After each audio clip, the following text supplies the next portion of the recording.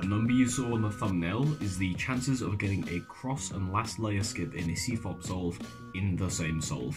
Now, full disclosure, you're getting clickbaited to holy hell, but you also get clickbaited to holy hell in every other goddamn video on this website, so you might as well stick with me. Come on, come on, come on. You're here now, me Casper, you Casper, come on instead. What am I talking about here?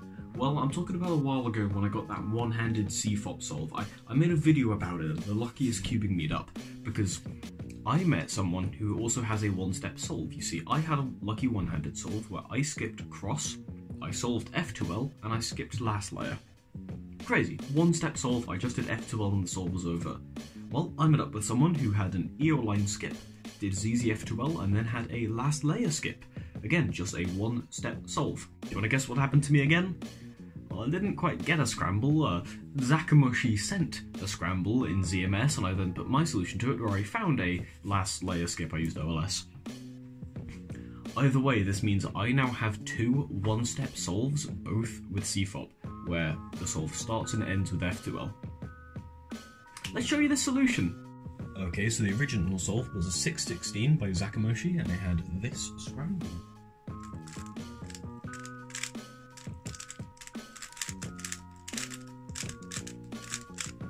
Now, one thing you'll notice with the scramble, if you do an X move, we immediately have a solved blue cross.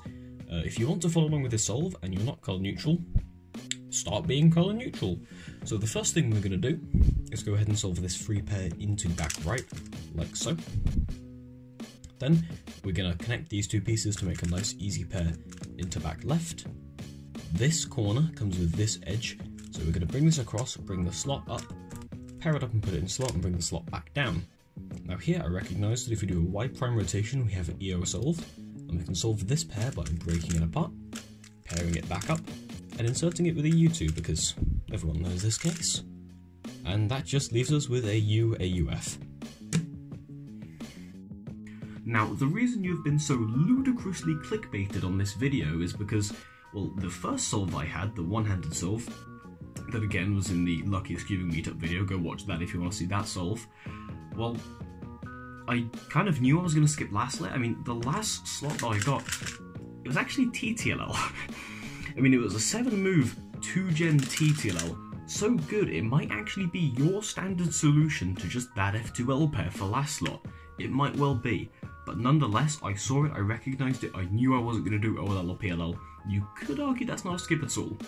And for this solve, the solve I just showed you, I did OLS. I knew I was going to skip OLL, so you could argue it's just a PLL skip.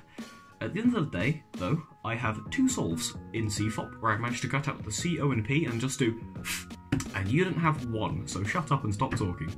Actually, you know what? Scratch that. Continue talking, yell at me in the comments, it just boosts engagement. Come on. Look, you knew you were getting clickbaited from the second sentence of this video, at least help me engage with the algorithm, come on. Alright, well, this is Swagrid making another cop-out low-effort video. Let's go. Let's get, like, subscribers in it. Come on.